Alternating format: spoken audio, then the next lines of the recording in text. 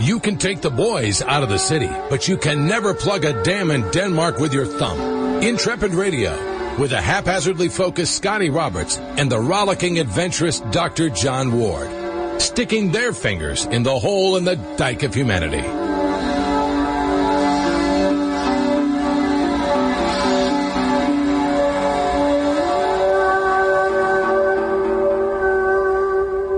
All right, John, we're back. Say, how's the Nile water over there? What's your temps like? Do you know what? Actually, all joking aside, we have been so, as I said earlier in the show, we haven't seen any news. I haven't listened to anything. I've hardly touched I haven't touched the laptop.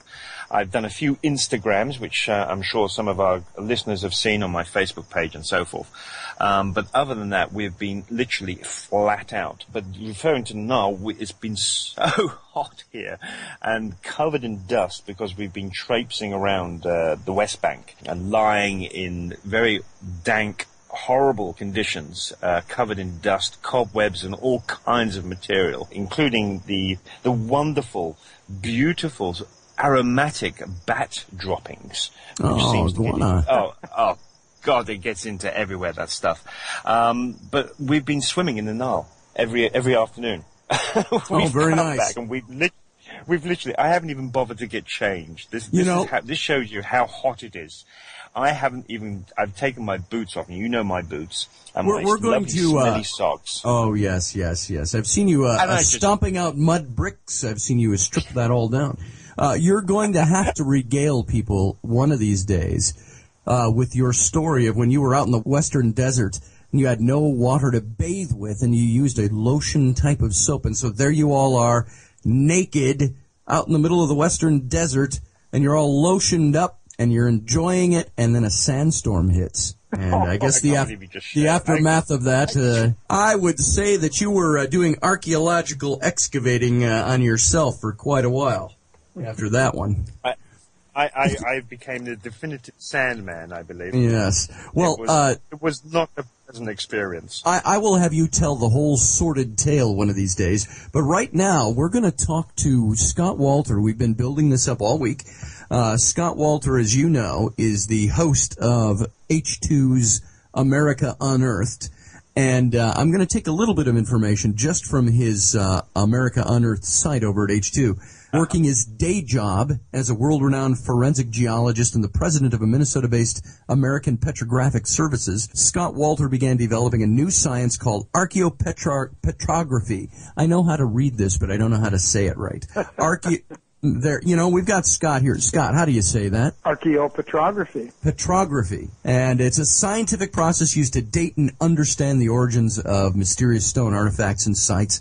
His first artifact that he studied using this new science was the Kensington Rune Stone. And, John, I know you've heard something about the Kensington Stone, even though it's here in Minnesota.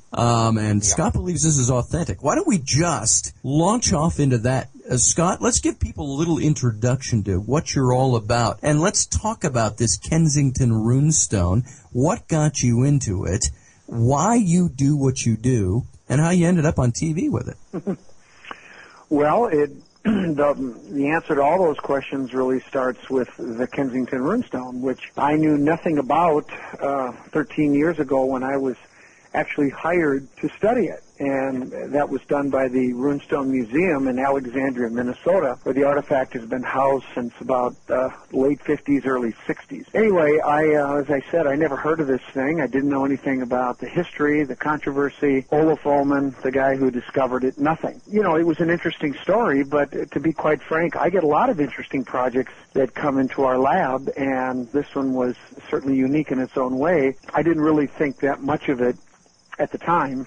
You know, you said something very interesting. You said that Scott believes the Rune Stone is genuine. I don't believe the Rune Stone is genuine. I know the Rune Stone is genuine because the factual evidence from multiple disciplines, including geology, are consistent with that. I word it that way, and I try to be careful because that's really what we do in my lab is forensic geology, primarily on concrete and rock, and we don't worry about all the stories, all the hearsay, all the rumors, all that stuff. We let the rocks or the concrete do the talking because it's quite frankly, more reliable than people. And if we do our job correctly, documenting the facts, we'll figure it out. Well, now you had, speaking of forensic geology and working on concrete, you had done something with the Pentagon during the 9/11 or post 9/11 attacks, correct? Right. We did all the assessment of the fire damage concrete from the jet fuel fire of the structural columns and beams at the Pentagon. We looked at over 175 structural members, and it was the biggest job we've ever done, probably the biggest job we'll ever do, and it was really an honor to work on that project, and I was amazed at, what we were able to learn. It was the worst case of fire damage I've ever seen, probably will ever see. And so we learned a lot scientifically, but in the end, what happened is the result of our analysis, which initially was to do a surgical type of repair on the structural members. This one stays, this one we can repair, this one has to be torn out. There was enough damage, and it was severe enough that they just said, the heck with it, we're going to tear the whole thing out and start over. So that was an amazing project. What led from you doing this kind of work into you? Was it just personal interest that you took in some of these archaeological, if you will, mysteries, historical mysteries? Is that what led to what you do now? It did, but it didn't happen really that way, just, being curious. It really goes back to the Rune Stone. And back at the time, I ended up doing, amongst other things, a tombstone study where I compared the weathering of tombstones, which is about the closest analog to the Rune Stone, which was found right at the surface and slightly below, to compare the weathering with like minerals of the same grain size in a similar climate. And I came to the conclusion that the weathering of the inscription, obviously the rock is very old, but the inscription was old as well. That led me to conclude that it was genuine. I also did a lot of other work, working with linguists and historians to try to track down as much peripheral information related to the Rune Stone. And the bottom line is everything fit and was consistent with authenticity. And at the time when I wrote my report, I thought to myself, well, they got one. They're going to be happy about this. And it was really nothing more than that. But it was the reaction that surprised me and ultimately inspired me to get to the bottom of it. That's when I learned that there was apparently a paradigm, which I was unaware of, that nobody was on this continent before Chris. That's who I call Columbus. Oh, right. And there are no paradigms in my field. It's just you do the work and you figure it out. And so this was new to me, and the reaction that I got from people in disciplines that were outside of my own was very puzzling. At this point in time, I can say that most of the people who have passed judgment on not just the Rune Stone, but many other of these historical artifacts are not scientists. They work in the humanities field, which are wonderful disciplines. But the bottom line is, and I can show you where they made their mistakes, they did not follow proper scientific method, and that's why they ended up with the wrong conclusion. And it's that simple, really. So what is your conclusion? What do you think about it all? I know that you've written a book called The Hooked X. Was this an important find with the Rune Stone itself? Well, actually, I wrote a book before that. I co-authored a book with a linguist called The Kensington Rune Stone, Compelling New Evidence. That's 574 pages, and it's pretty dense material about the research on the Rune Stone and examination of the history behind it and the history of the investigations that had taken place beforehand, because we knew at the time that, eventually I learned the gravity of this whole thing and the depth of what we were into. And so you've heard that old saying, extraordinary claims demand extraordinary proof. That's why we went to the lengths we did with the Rune Stone book. The Hooked X was the follow-up to that, because the one symbol on the Rune Stone that we were not able to find in the runic record of Scandinavia and anywhere in Europe was this Hooked X symbol being used for the A sound in the inscription. Logic told me that if the Rune Stone was genuine, there had to be an explanation for it. And I knew it was genuine, so it was simply a matter of finding it. And I think I've figured it out. So how old is the Kensington Rune Stone? It's dated 1362, actually twice. once in pentatic numbers in Arabic placement, and there's also the same date embedded within the inscription as a code to protect the date that everybody already knows about from alteration. It's kind of like a pin number, if you will, and because my thesis is the runestone is a land claim, the date is very important. And so protecting that date from alteration was one of the things that the monk who carved it made sure that that date was protected. Now, why do you think people don't want to accept that this could possibly be authentic? Why is there so much controversy over it? Why are the academics against it? Are they against it? And people will say, well, the academics are against it. Then obviously Scott Wolter is not correct. What's the controversy all about? Well, first of all, it's not about Scott Wolter. It's about the evidence.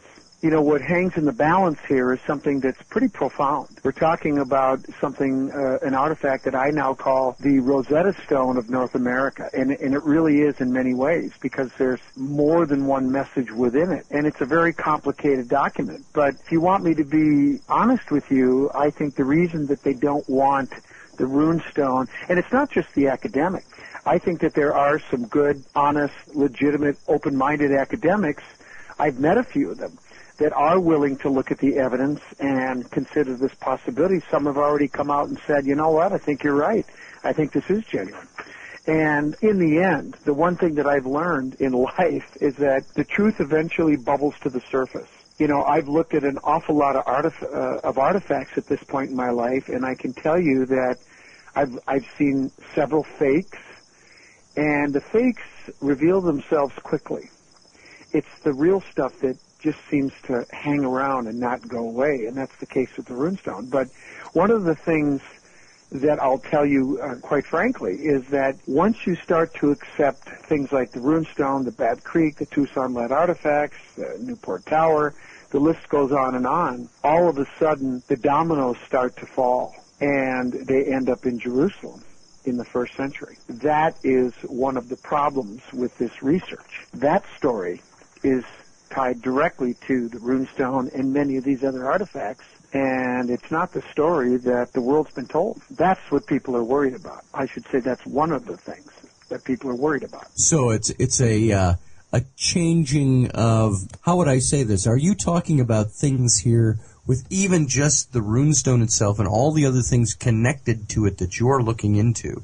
Mm-hmm. Are you saying that this is stuff that changes the core of what we believe, or the core of what our beliefs have been based on? Well, it depends on who you are. There are a lot of people who know the truth, but there are a lot of people who don't. And so depending on who you are and what your viewpoints are, it may change the very core and foundation of your belief system.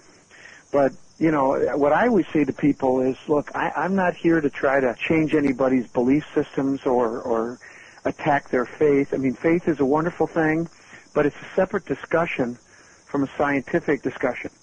And when I have these talks with people about my research on the runestone and what I think it all means and who's involved and why did they do these things and how does it connect with Jerusalem, some people take that as a personal affront, and that's not what I'm trying to do. You know, if we're going to have this discussion, I always say to people, look, you know, you have to decide, are you talking about faith or are you talking about science? And if you're talking about science, you can't talk about faith. They're mutually exclusive. I just want people to understand that I'm not trying to offend anybody or attack anyone. I'm just trying to get to the bottom of this well and understand the truth, because we've been told plenty of lies. I don't like that. I want to know what's up. So that's where I'm coming from. We've got a question that's in the chat room that says, you had said something and I didn't catch the question right away. And he says, the guest needs to fill in the blanks on that statement. And I asked them to give me the question directly. And they just type, Scott mentioned that it can be traced back to 1st century Jerusalem. Right. That's quite a leap from the 13th century America. Can you fill in that gap? Okay.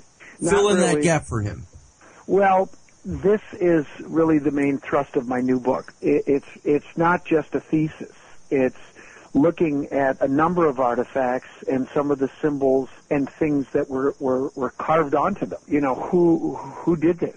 Why did they come over here? And what did they do? And where did they come from? This is the age-old story of, some people will call it the Da Vinci Code, but it's the bloodline of Jesus and Mary, and that's what this whole story is all about. Are you saying the Kensington Rune Stone, that the whole foundation behind this being authentic is built out of that, about the whole... I was just going to say Priory of Sion. That's not what it is. That was the organization. That's it's built out of the whole. That's the organization that's been protecting the bloodline, and the Priory exists. I mean, it's a real thing. The Rune Stone is directly tied to the Jesus and Mary story. I mean, I could show you. I mean, one of the things that we found on the Rune Stone were a number of codes. There are punch marks and short strokes that were added to many of the runes. I'm the first person to notice them, for the simple reason I'm the first person to look carefully at the inscription under the microscope. Was this the little marks, the little, like, dot holes that you found within the grooves of the inscriptions? Right. Is this what you're talking about? Yeah, these were added to the inscription after it was carved. One of the things that happened is after I did the analysis on the stone and I presented my findings at an archaeological conference, and, you know, I was first questioned and then criticized and then attacked. You know, being an old ball player, I'm not one to back down from a fight. I said, okay, well, let's get to the bottom of this. And one of the things that I said at the time was, how can anybody say anything about what's this inscription unless you have to know it's there? And that's when I did this photo study, and I took high angle and low angle reflected light images to pull out the three-dimensionality of the runes. And I took over 650 photographs, and that's when I started to find these little punch marks. Again, they were added after the inscription was carved. And I remember talking to the linguists and some of the people I was working with at the time, saying, what the heck is this stuff? I mean, I didn't know what it was. But anyway, over the course of time, and after going to Sweden 5 times, in other parts of Scandinavia, to try to find this evidence that people had never found before, we found it all. The codes are very interesting. This is where we found the dating code using the medieval Easter table dating practice that we found being used by the Cistercian monks, who were really the only candidates that could have carved an inscription of this complexity and length, because back in the 14th century, the common people weren't educated. The clergy were the only ones capable of doing this. Since the Cistercians, the white monks, were the only candidates we have, the next question was, well, who are these guys and what are they all about? Well, in 1128, they created the most successful medieval monastic military order in history, the Knights Templar Order. And during that research, I found out that the leader of that order at the time of their foundation, a guy by the name of Saint Bernard de Clairvaux, joined the Cistercian Order in 1113 with 30 family members, all from the Lombard region in southern France. So really what that was a coup d'etat. And these families took over. They created this Cistercian order, really hijacked it at the beginning, created the Knights Templar. And it was the Knights Templar, you might recall, that were the knights who pursued the first crusade and captured the Holy Land and controlled the Holy Land. In my opinion, what that was a military mission to really secure the perimeter of Jerusalem so they could dig under the Temple Mount and go back and get the stuff that they already knew was there.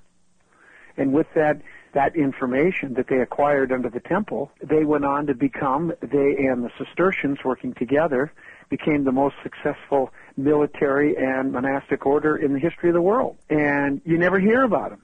The impact that they've had on our world to this very day is so profound, but nobody really understands or realizes it. Our whole military structure is based upon strategies and structure of the Knights Templar Order. I don't understand why people look at me when I say it's a Knights Templar that came over to North America prior to Columbus in secret, why they roll their eyes. I mean, to me, there's no other candidates. Who else had the means, the motivation, the ships, the money? I mean, come on. Well, right. Now, I don't know enough of my Templar history, and I'm counting on John to be able to do some of that, and I think we've lost our connection with Egypt right now for a moment. No. He'll be back. I'd love to get his feedback on this. He'll give you some. John has and I've mentioned this to you in a private conversation, he has what he calls the board in his office. And he has part of what he's been doing for 15 years along the side of his archaeological work, his official work, is he has been studying symbolism and all the connections between ancient Egyptian symbology or symbolisms and the Knights Templar. And it's all connected, and the reason for that is because Jesus' heritage is Egyptian, and he was an initiated priest. He was basically a grand master, and so the signs, symbols, and tokens that we see within Freemasonry and many other secret societies like the Rosicrucians goes all the way back through the Knights Templar and ultimately to Egypt.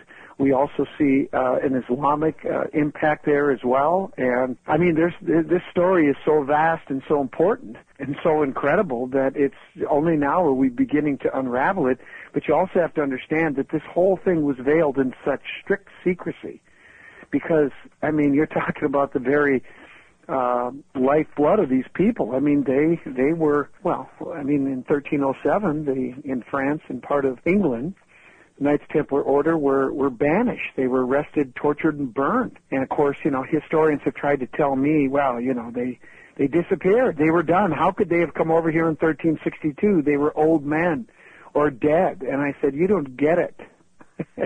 You can kill people, but you can't kill an ideology or a belief system. It continues on. After the break, I'm going to have him bring up some of the things that he studied, but he has made some great connections between what he does at the quarries of Gebel el Silsila, which is the old sandstone quarries that date back 4,000, you know, functioning into the building blocks 3,500, 4,000 years ago and before that, and all the way up into the Ptolemies. And he's done about midway between Luxor and Aswan. And on these quarry walls, they found all kinds of symbols, and symbols that they find again repeated on where he is from in Hereford, England, on the Garway Church there. Sure. Some of the same symbolism is there. Well, that's one of the things I spend a lot of time talking about in the new book are different symbols, specifically a couple of symbols that are related to this whole topic. We're talking to Scott Wolter from H2's America Unearthed. Why don't you all hang on? We're going to break, and we'll be back in just a few minutes. Stand by.